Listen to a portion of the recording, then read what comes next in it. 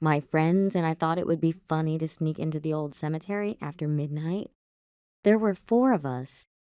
We brought flashlights, snacks, and enough confidence to convince ourselves there was nothing to be afraid of. The cemetery sat on a hill outside town, surrounded by rusted iron fencing and ancient oak trees. At first, it was exactly what we expected. Quiet, empty, boring. Then Tyler pointed his flashlight toward a distant row of gravestones. "Who's that?" A person was standing among the graves. At least it looked like a person. They were dressed in dark clothes and facing away from us. We assumed it was another trespasser. "Let's go mess with him," Tyler joked.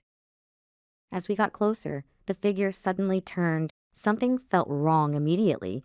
The way it moved wasn't natural. Its arms swung a little too late.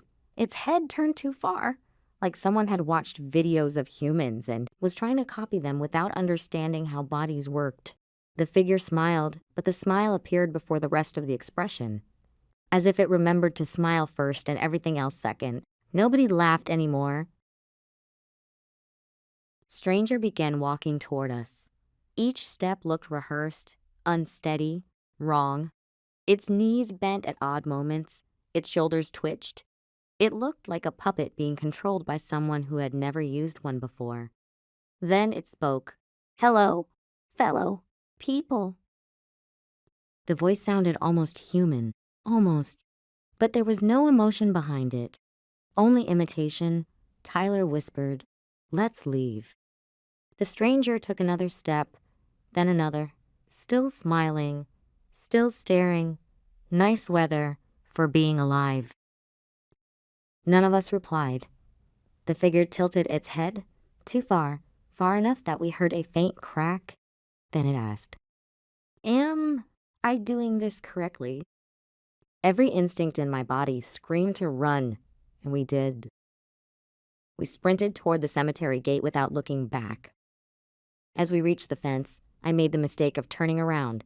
The stranger was no longer walking. It was standing perfectly, still beside a gravestone, watching us. The smile hadn't changed. Neither had its eyes. The next morning, we searched online for news about homeless people or trespassers in the area. We found nothing, but Tyler noticed something strange in one of the photos he had taken that night. Near the stranger's feet was a gravestone. The name on it matched the name the figure had introduced itself with. A person who had died over 50 years ago. We never returned to that cemetery, but sometimes I think about the last thing it asked us. Not because it was frightening, because it sounded genuinely confused, as if something had come to the cemetery looking for people and was still trying to figure out how to become one.